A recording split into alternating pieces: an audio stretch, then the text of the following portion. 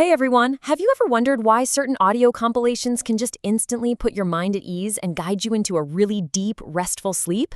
Well, today we're going to deconstruct a highly popular hour-and-a-half-long soothing Quran recitation to understand exactly how its specific sequence of chapters creates this brilliant spiritual narrative arc entirely designed for deep peace. Now, a quick note before we really get into it. To fully respect the spiritual nature of this text, I'm not going to change anything about the background, and I won't talk during the recitation itself. I'll keep the voice clear, but I'll stay completely silent so the original recitation audio stays perfectly intact for when you listen to it on your own later. Instead, we're using this explainer to explore the actual architecture of the Arabic text, uncovering exactly how these profound words actively guide the human mind into a state of total rest. Okay, let's dive right into this thematic roadmap. We're going to see how this specific sequence beautifully guides a listener through 5 distinct stages. We'll look at verses for spiritual protection, the majesty of creation, the heart of the message, reflections on the inevitable, and finally, finding peace in surrender. Right, starting things off with Section 1, Verses for Spiritual Protection. Think about what literally happens right before you fall asleep. Your mind just races, right? It's filled with emails you completely forgot to send, conversations you feel like you messed up, and just all the general anxieties of tomorrow. To clear all of that out, the recitation opens with 4 short, immensely powerful chapters acting as a shield. It begins with Al-Fatiha, the foundational opening prayer that establishes a direct connection between the listener and the creator. Then we have Al-Ikhlas, which is this pure, distilled declaration of God's absolute oneness. But look closely at the last 2, Al-Falaq and An-Nas. These are specifically prayers of refuge. Al-Falaq asks for protection from external harms, like literally from the darkness as it gathers outside. And then An-Nas asks for protection from internal harms, the whispers, the doubts, and the anxieties that just spontaneously pop into our own chests. By starting exactly here, the recitation actively shields the listener. It wraps you in this protective layer against both the scary things outside in the dark and the stressful things inside your own mind. Immediately following those shielding chapters, the compilation flows into Ayatul Kursi, famously known as the verse of the throne. This is absolutely one of the most famous verses in the entire Quran. It firmly declares God's ultimate sovereignty, and it specifically describes him as the ever-living and the sustainer who never, ever experiences slumber or sleep. So the crucial point here is how this functions psychologically for someone just lying there in bed. If you're lying awake, totally stressed about keeping your life together, this verse gently steps in and reminds you that, hey, you aren't the one keeping the universe running. The sustainer of the universe does not sleep. And what that means is you finally have permission to let go. You can close your eyes and truly rest because the one watching over you never does. Moving right along to Section 2, the majesty of creation. Once you, the listener, feel secure and protected, the entire perspective elevates. Now that your immediate, everyday anxieties are cleared out of the way, chapters like Al-Mulk and Ar-Rahman pull your focus completely away from yourself and zoom way out into the vastness of the universe. Now, what's really interesting here is the sheer, mind-boggling scale of the imagery being recited. In Surah Al-Mulk, the text vividly describes the heavens stacked in 7 layers, adorned with stars that act as literal lamps. Then in Surah Ar-Rahman, it speaks of the sun and the moon moving by incredibly precise calculation. It talks about 2 vast seas meeting with an invisible barrier between them, yielding beautiful pearls, and even describes the stars and trees in a state of prostration. When you really visualize this awe-inspiring scale of creation, what happens to your daily worldly problems? They shrink. They literally evaporate. Your missed deadline or that awkward social encounter suddenly feels incredibly small when you're busy contemplating these celestial mechanics of the cosmos and the deep hidden depths of the ocean. It is just a profound way to quiet the ego. Nestled right within that majestic imagery of Surah Ar-Rahman, there is this mesmerizing, recurring refrain. It goes, فَبِأَيِّ آلَاءِ رَبِّكُمَا تُكَذِّبَانِ, which beautifully translates to, so which of the favors of your Lord would you deny? This single line is repeated over and over throughout the chapter, and in the context of a sleep aid, this rhythmic repetition acts as an incredibly soothing anchor. Honestly, it's like a lullaby. The repetition naturally settles your heart rate, while the meaning of the words actively grounds you in a state of deep, deep gratitude.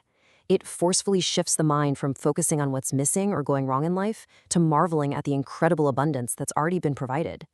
Which brings us to Section 3, the heart of the message.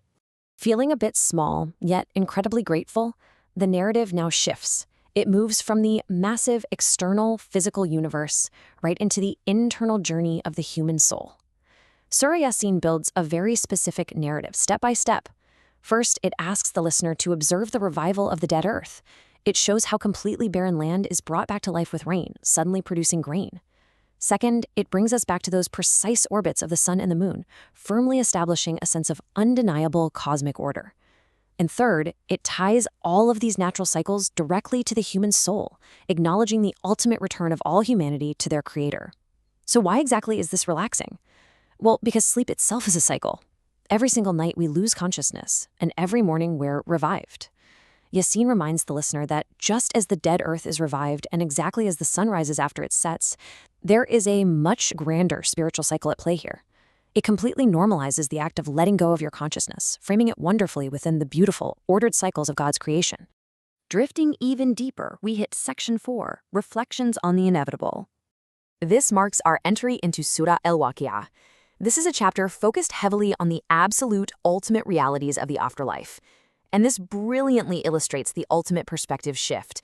The text vividly, and I mean vividly, contrasts two final destinies side by side. On one side, the companions of the right are described as relaxing in gardens of pure bliss, resting under extended shade, hearing absolutely nothing but greetings of peace, peace. On the other side, the text describes the stark, terrifyingly harsh reality of scorching winds and boiling water. By placing these vivid, eternal destinies right next to each other, it violently pulls your focus away from temporary, everyday distress. It's asking you to consider your ultimate spiritual goals. Because really, when you're focused on eternity, the minor stresses of a random Tuesday afternoon just completely evaporate. It's a hugely powerful prioritization of the soul over the physical world.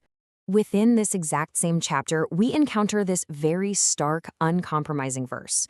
We have decreed death among you, and we are not to be outdone. Okay, I know what you're thinking. At first glance, confronting your own mortality right before bed seems incredibly counterintuitive for a sleep aid, right? Like, why think about death when you're just trying to relax and catch some Z's?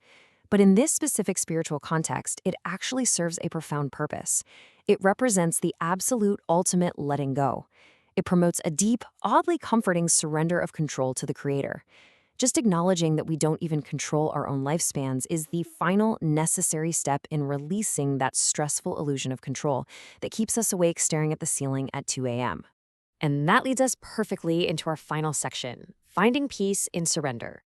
We have traveled through a deeply, deeply intentional textual journey today.